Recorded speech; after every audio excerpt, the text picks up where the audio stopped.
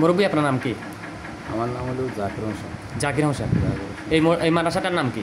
মাদ্রাসা দারুল আরকাম ইসলামিয়া মাদ্রাসা। আচ্ছা, 4-5 মাস আগে আমাদের এখানে যে সুপার রয়েছেন হুজুর আবুল খাই সাহেব, উনি আমাকে ফোন দিছিল। ফোন দিয়ে বলে যে, শোন ভাই, এখানে দুজন সাংবাদিক পরিচয় আসছে, আমাদের কাছ থেকে 7,000 টাকা নিয়ে গেছে। আমরা এখানে আসলে আল্লাহ রাস্তায় একজন বালু দিছে, বালুগুলো আমাদের মাঠে তুলতেছি, এই ব্যাপার। তখন আমি চট্টগ্রাম ছিলাম, আমার মা অসুস্থ। এরপরে আমরা স্থানীয় মেম্বার মঞ্জু মেম্বার ফোন দিয়েছিল। ফোন দেওয়ার পর আমি হুজুরকে বললাম যে ঠিক আছে, যদি তারা এই ধরনের অনৈতিক দাবি করে থানাতে একটা অভিযোগ জমা দেন। এরা কারা আমি তো চিনি না, এটা পরে দেখা যাবে। আসলে মূল ঘটনা কী স্যার, আমি একটু আপনাদের কাছে জানতে চাই। হলো আমরা বালু উঠেছি মাদ্রাসার জন্য, 25,000 বালু উঠেছি আমি জায়গার থেকে। উনি দিয়েছে আমাদেরকে বালুটা উড়াবার পরে, মেশিন লাগাবার পরে ঘন্টা 4 বা 5 পরে দিয়ে ধরে না আমাকে ফোন দিচ্ছে মেশিনওয়ালারা, টাকা আমরা আইন এখানে পুলিশ এসে। এরা র্যাবের পোশাকটা পরিয়েছে, আপনার র্যাবের পোশাক, বুঝলেন না। আসার পরে তখন আমি গেলাম, এখান থেকে লোকজন আমাদের সভাপতি সহ আছে, এরা আনন্দ হুজুরও গেছে। যাওয়ার পরে ওনারা মেশিন বদ্ধ করে দিচ্ছে, বালু উঠে যেত না, ওইটু মামলা হইব, আমাদেরকে বহু থমুকি দিচ্ছে, মামলা টামলা হইব, বালু উঠে নিষেধ করে দিচ্ছে, জায়গার বালু উঠাইতো। এরপরে দিয়ে এরা ধরেন না আসছি, এই আমরা সেখান থেকে আনছি, আনি এখানে আনি আমাদের লাগে চা পানি খাইয়া ওনাদের খরচের জন্য আমাদেরকেও টাকা দেন। তখন আমরা প্রথমে আমি 5,000 টাকা দিছি। এরপরে আমার থেকে আবার 2,000 টাকা খুঁজি। আলোকদিন সহকার আসলে আমাদের অনেক লোকে আছি, 7,000 টাকা নিছে। নেওয়ার পর আমরা বালু উঠেছি মসজিদ প্রতিষ্ঠান কাছে। সাংবাদিকদের নাম কি পরিচয় দিচ্ছে? নাম পরিচয় বলছে? সাংবাদিকের নাম পরিচয় দিয়েছে, একজনের নাম হলো নাইম, একজনের নাম কি সহিল সাদ্দাম, আরেকজনের নাম আরেকজনের নাম বলছিল, নামটা এনায়েত। কি নাম ওনার নাম কি? এনায়েত। আচ্ছা হুজুর, আপনি তো এখানে আছেন, হ্যাঁ, আমি আপনার কাছে একটু জানতে চাই, আপনার এই মাদ্রাসাতে আপনার এটার যে ঘটনাটা ঘটছে, আপনি আমাকে সর্বপ্রথম ফোন দিয়েছিলেন আপনি, যে ভাই শোন ভাই, আমাদের এখানে দুজন সাংবাদিক আসছে, আমি চিনি না, হ্যাঁ, এরা এখানে আসি আমাদের মাদ্রাসার জন্য বালি তুলতেছি, এরাকে একটু চিনেন কিনা। তখন আমি আমার এলাকার সাংবাদিকরা যে গেছি তারাও চেনে না। পরে আপনার মেম্বার মঞ্জু সাহেব ফোন দিল। ফোন দেওয়ার পরে আমি যেহেতু চিনি না, আমি আপনার পরামর্শ দিয়েছি, ঠিক আছে তাহলে থানায় একটা অভিযোগ করেন, কারা, তাহলে তখন বোঝা যাবে, হ্যাঁ, এবং আপনি তাদের কার্ডও রাখেন। আসলে ওই দিন কী ঘটনা ঘটছিল একটু বলেন তো। ঘটনা হয়েছিল, আমরা জোহরের নামাজ মসজিদে পড়লাম, পড়ার পরে আমরা বের হয়ে আসছি, খাইতে বসবো। এই টাইমে শুনলাম যে আমাদের বালু উঠানোর জন্য মেশিন পজিশন করতেছে, বালু এখনও উঠানো হয়নি। পজিশনের মধ্যে হঠাৎ করে এরা আসি ওইখানে বাধা দেওয়া শুরু করছে, বালু যেখানে উঠাইতেছে। এই সাংবাদিক 3 জন আসছে, ওনারা, একজন হলো নাইম ভাই, আরেকজন হলো সাদ্দাম ভাই, আরেকজন হলো এনায়েত। ওনারা এই 3 জন আসছে। আসার পরেও এখানে মানুষ টানুষ অনেক জমা হয়ে গেছে। তো আমি গেলাম, যাই বললাম যে ভাই কী হয়েছে। পরে বললো যে হুজুর আপনাদের সাথে কোনো সমস্যা নাই, প্রতিষ্ঠানিক কোনো সমস্যা নাই, এইখানে বালুকে দিতেছে, করতেছে, ওদের সাথে সমস্যা। তো আমি বললাম যে ভাই ওনাদের সাথে সমস্যা মানে কি, এখানে তো ওনারা আল্লাহর রাস্তায় মাদ্রাসায় বালু দিতেছে, এখানে একটা প্রতিষ্ঠানের জন্য কিছু বালু দিতেছে, এটা ওনারা আল্লাহর রাস্তায়, যদি ওনাদেরকে বাধা দেওয়া মানে কি প্রতিষ্ঠানকে বাধা দেওয়া। তো আমি ওনাকে এই ধরনের কিছু বলছে, উনি বলছে যে হুজুর আপনাদের সাথে আমাদের কোনো কথা নেই, কথা সবে এখানে। আমি পরে বললাম যে ঠিক আছে, আমি এই ব্যাপারে আলামিন সরকার যিনি আমাদের ইউনুস স্যার ছিলেন, আমি স্যারে আমার এই মাদ্রাসায় আসছে, মাদ্রাসা সম্পর্কে জানি, এতিমখানা হিসেবে স্যারে আসি, এখানে কিছু দান অনুদান দিয়ে কম্বল দিয়ে গেছে, চিনি বা দুধের গুঁড়া এইগুলা স্যারে দিয়ে গেছে। তো আমি খেয়াল করছি স্যারে যাতে চিনে মাদ্রাসা, এটা আমি স্যারের সাথে সম্পর্ক আছে, আমি স্যারের কাছে যাই। তো যখন রওনা করছি তখন উনি আমাদের পিছে আসছে, আসি দোকানের কাছে মাদ্রাসার সামনে। তো উনি আবার আমার সাথে বললো আর কি যে ওনার আমার একটা ছবি উঠেছে উনি। এরপরে আবার ভিজিটিং কার্ড দিয়ে গেছে। উনি বললো যে যান, যে স্যারের লগে কথা বলুন, স্যারের সাথে আমাদের কথা আছে, যোগাযোগ আছে, মানে বিভিন্ন রকম কথা টথা বললো। তখন আমি চলে গেছি স্যারের কাছে। ওনার ছবিটা হলো এইটা আর কি, এই ছবিটা হলো এইটা। উনি আমার কাছে ছবি উঠানো হয়েছে আমার সাথে, একটু ভালো করে নি উনি না? জি উনি। এরপরে ওনার ভিজিটিং কার্ড দিচ্ছে আমাকে, এই ভিজিটিং কার্ডটা হলো এইটা। আচ্ছা, হ্যাঁ। এরপরে আমি চলে গেছি ওইদিকে, আমি চলে গেছি অর্ধেক পথে গেছি, বা স্যারের কাছে গেছি, স্যারেরা পাইনি, স্যারের একটা মিটিংয়ে ছিল। তো এরপরে কিছুক্ষণ পরে খবর পাইছে যে ওরা চলে গেছে, ওনাদের থেকে টাকা নিয়ে গেছে 7,000 টাকা। ওরা দাবি করছিল বলে 20,000 টাকার মতন। তো এখান থেকে পরে ওনারা 5,000 হাজছে, 5,000-এর পরে 5,000 মানে না, তখন আরো 2,000 টাকা দিয়ে ওনাদেরকে 7,000 টাকা দিতে হয়েছে।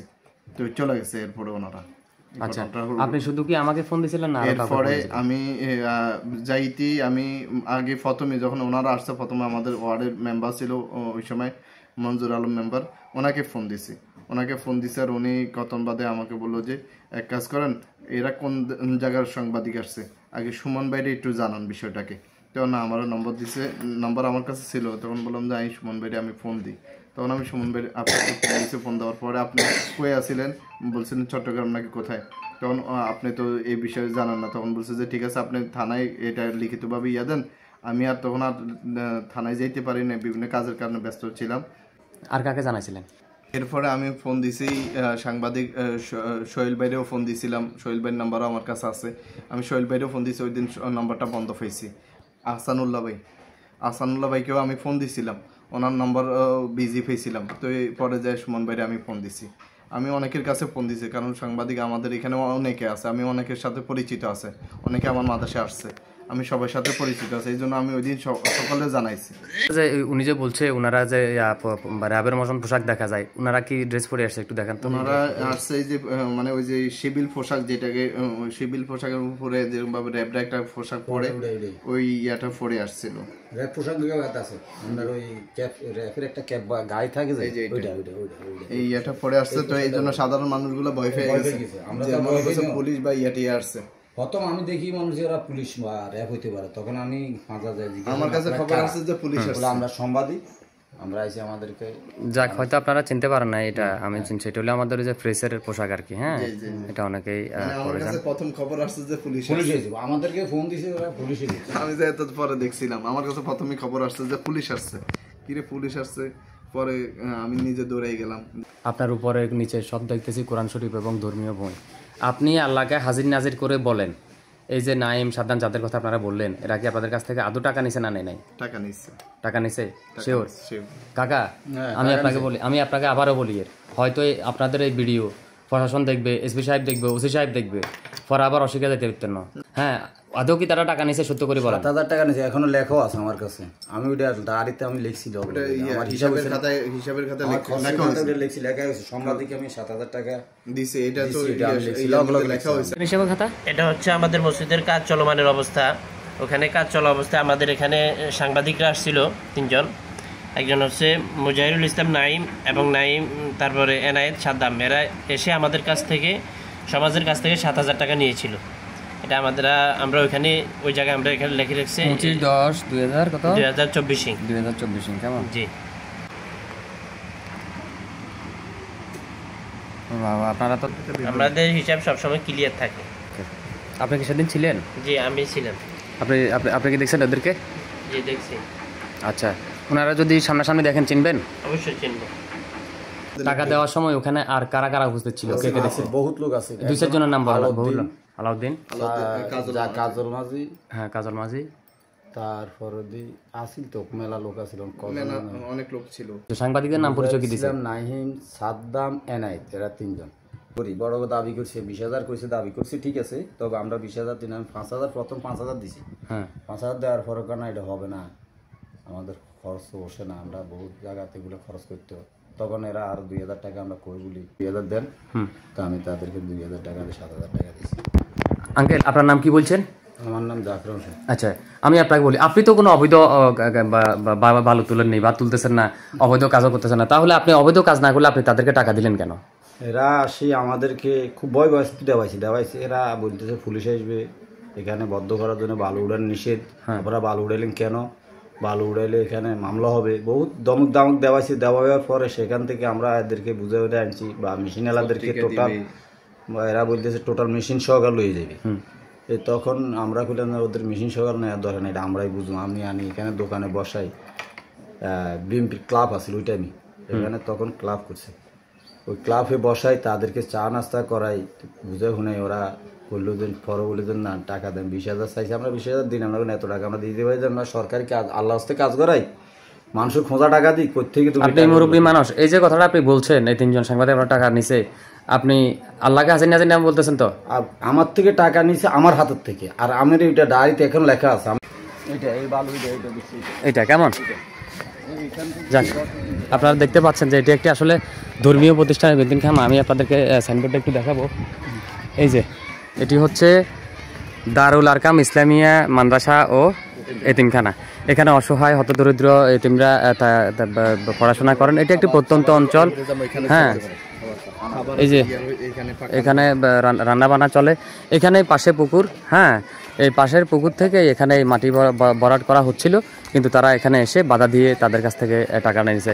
কাকা আমি কিন্তু আবারও আপনাকে বলি এর, হ্যাঁ এই ভিডিওটা প্রচারে যাবে, আমি আপনার সামনে ভিডিও করি, এর কারো ইয়া করিয়েন না। হ্যাঁ এটা আপনি যদি কেউ আপনাকে জিজ্ঞেস করে, লোকজন আসে এখন যেটা বলছি তখনও তো আমার হাতে তো টাকা দিছি, আমি বলতে অসুবিধা কোথায়? টাকা তো আমি দিছি, টাকাটা দিছিও আমি, আবার এই টাকার হিসাব আমি দিছি।